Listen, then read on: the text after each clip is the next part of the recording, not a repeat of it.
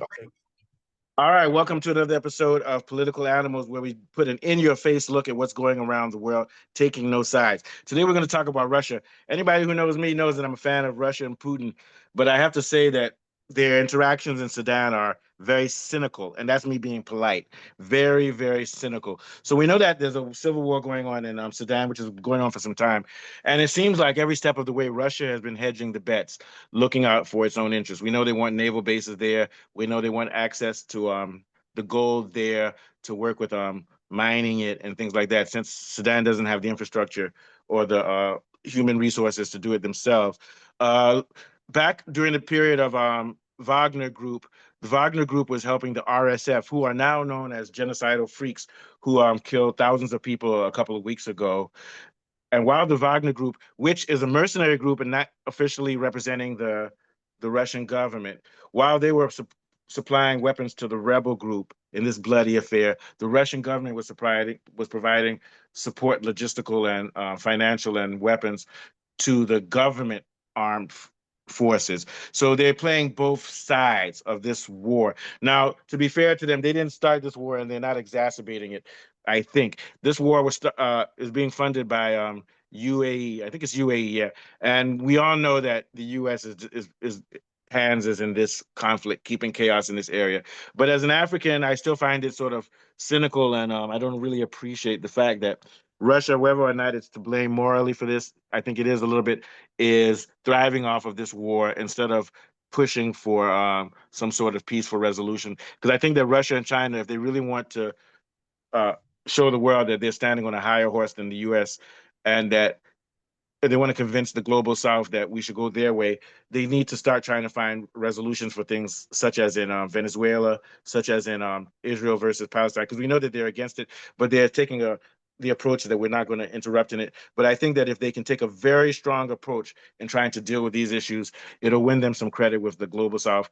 But what they will say is that they can't do that yet because the U.S. controls a lot of the world's resources and can put sanctions and everything. So that's why we have to keep pushing for BRICS. So even though I'm going to criticize Russia's involvement in Sudan, I'm going to say that right now they don't have the power. China and Russia don't have the power to put sanctions on America and the West for what they're doing, but they're working towards that. Once the BRICS gets full going and it becomes the strongest economy, then they can start dictating to America what they need to do. Sort of like how China is dictating to America, you ain't gonna do shit to us, or you're not gonna get our rare minerals. But let's go back to what I was saying. So Russia, the Wagner Group, which later on became Africa Corps, after President somehow died in a plane crash, um, RSF was still getting help from Africa Corps, which was when absorbed into Russia.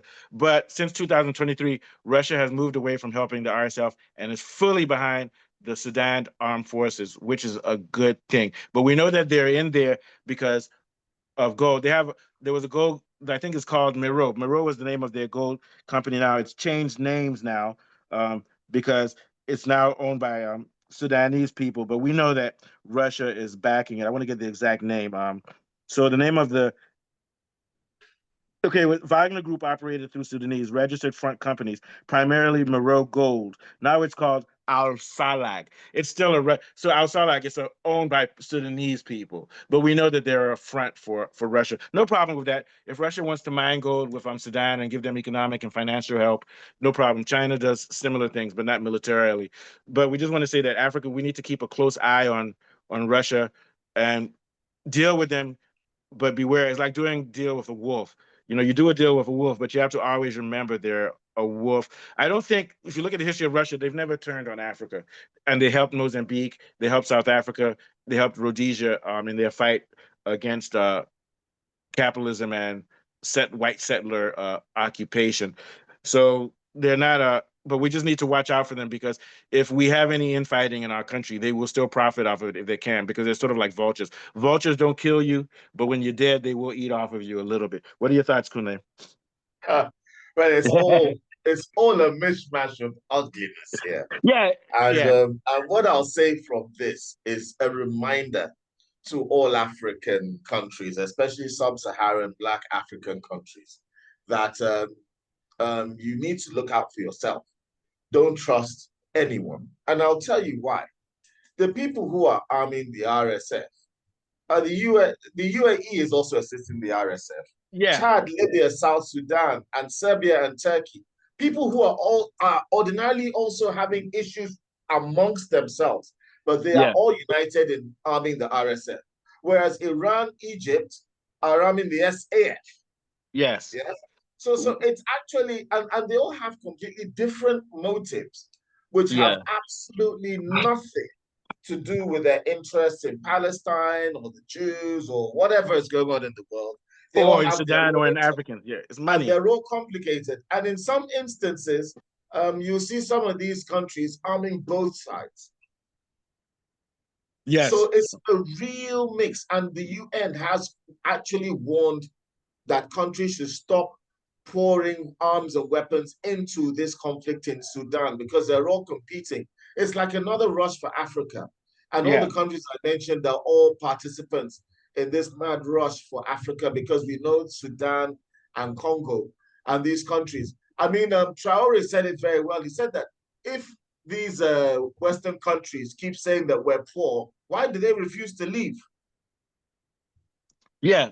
Yeah. Traore Why did said they that if refuse? we're so poor and we're such a shithole, why won't you fuck off then? Why do you refuse to Mhm. leave? Plain and simple, man. Yeah, And it's because we're not poor. You need our shit. That's why you refuse to leave. yeah.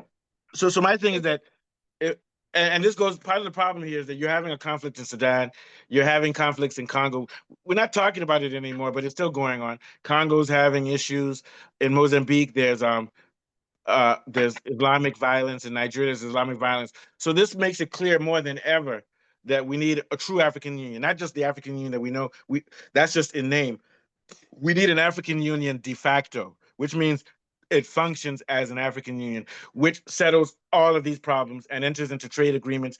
Even if you're part of BRICS, we need to take back control of our resources. So this is a wake up message because at the end of the day, I'm not going to blame Russia or Turkey or Iran or any of these countries that are feeding off of Sudan. I'm going to blame the Sudanese people.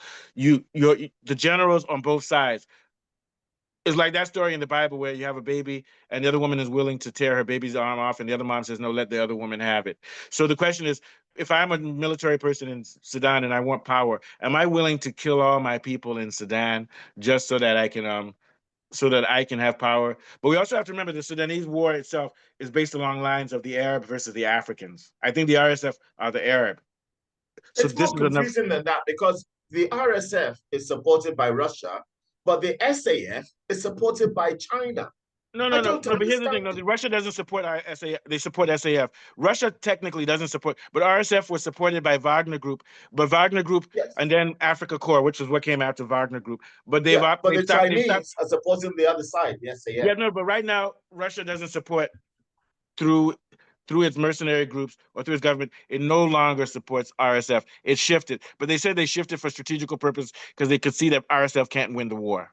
But Yeah, exactly. yeah, So that yeah, shows even more of the fact of the confusion that people are just hedging their bets. So yeah, anyone, all of them can switch to any side. They have no morality in their decision.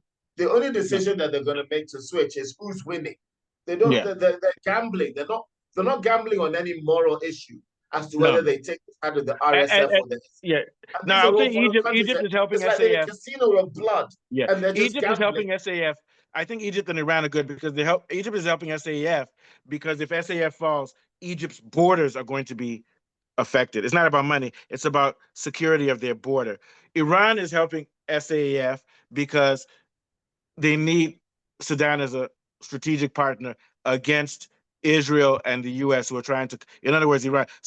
So they're doing it for, which is okay. They're helping, and also they're helping the legitimate government. I have a big problem with people helping this rebel group, but all of this started in the coup 2 or 3 years ago. This is where the African Union needs to come in and moderate. I'm saying this for the last time. Africa needs a visionary leader with a voice. We can't be the leader. We could be the leader with our knowledge, but we can't because nobody knows us. We need someone like But you're right. You said that Russia has switched. They've also been accused of supporting the SAF. yeah, Yemen has yeah. also been accused of Yeah, I did supporting my the SAF. research. I did my Yeah, research. Russia have been accused of supporting both sides. Yes, you're Yeah, right. I yeah. just checked it. Yeah, they did. They switched over. And also I Yeah. think they switched over because they don't want to be known tied to that, especially that last genocide. You get my point with the RSF? They don't want to be part of that. So Russia's taking a back statement now. Russia's still involved in Sudan, but now you have to be a good journalist to find it. It's not official anymore. So in other words, there's black market stuff that Russia's still involved with, but we don't know of it. But I'm going to end with this. We need coming out of Africa right now. We need people with the type of knowledge that you and I have, but what you and I don't have is that we're not main names. Our name isn't Gaddafi. We need someone like who's that old I don't statement from want it to Nigeria? be the guy feels Who is the Yoruba off. president of Nigeria again? Obasanjo. We need people like that to finally push our agenda. So what I'm saying is that Africa needs a visionary leader like Gaddafi. I don't support Gaddafi because he did a lot of crimes in Libya, but he was a voice for African What a unity, which is why visionary. You he don't was a have to be a visionary. nice person Yeah, to be a yeah. visionary. You can be a prick Sankara, and still be a Sankara, visionary. Sankara, and who's the guy now? In Traore, Burkina Faso. Traore. Yeah, but those guys are keeping quiet. Guys like Traore and co like that, they need to start pushing and reaching out across the lane. Also, guys like forget Ramaphosa. Ramaphosa is worried about getting money. That's what's so bad. The problem is that none of our leaders is visionary because they have other agendas. So Traore until is that, the strongest leader by yeah, miles but right right now. now he's But his country is tiny. That's the problem. yeah, it's tiny. And also he's only worrying about his country. He's not speaking for the rest of Africa, which I don't blame him because Nigeria and other countries. Remember when Nigeria said we're thinking about Well, sending he troops into Burkina? started in the Yeah, Sahel and he's yeah, dragging those francophone West African countries. yeah. So it takes Then he'll time. drag the anglophone West African countries. Yeah, Before you know it, it's good. he has to start somewhere. He's growing, and It's it's a growing. problem. It's like a So until that cancer happens, because that's and growing. I studied Traore, I think he studied chemistry or something in school, and he studied Marxism. So he's not just an uneducated military person. He's actually an ideologue, and he studied a lot of Marxist theory. So it's just going to take time. Marxism and communism needs to catch a fire hold in Africa, and all the Marxism and my version of Marxism and socialism and communism just means the resources of the country is is for the people, it's held by the people, and collectively we develop our country the way you do it in your Biodu neighborhood should again. get a job as his bodyguard double. Ooh. Biodu Oh yeah. as Traore's double. Oh He yeah, he can doesn't look actually like him. get work, and he He get doesn't have paid to well he for doesn't have that. to lift some weights and Risk stuff. Yeah. assassination. Yeah. He has to lift weights. All right. All right. So that's a good one. So Yeah, get out you of here. lift So what are your weights and last thoughts? but So if you lift, yeah. go no, you go ahead. Go ahead. Yeah. He Okay, I looks like said him. no, mischievous. I say if you lift weights, you look like Ibrahim. Yes. That guy, he's not watching this show. All right. Okay, so Khalid, take us out. Last thoughts about Russia's we're not trying to diss Russia, but like everybody else, they're profiting off this shit, and we need to keep an eye on them, keep an eye on China, keep an eye on everybody. Go ahead. Yeah. Yeah, so we should never remember, we should always remember and never forget that this is a struggle between for Africa's dominance and success within its own region and its own spaces. And whilst countries like China and Russia do provide some kind of buffer against Western hegemony and domination, we should not just give ourselves to them willingly, like the king who takes his second concubine that was captured and given to him by Genghis Khan and Yeah. opens her legs to let the door in. So we should not be like that with the Chinese and the Russians or the Arabs or anybody else for that matter. We should remember Africa first. And Yeah. from myself and Mustafa, we do bid you goodbye, farewell. Don't forget to like and subscribe, and we'll see you on the next one. Nice one. So I'll see you after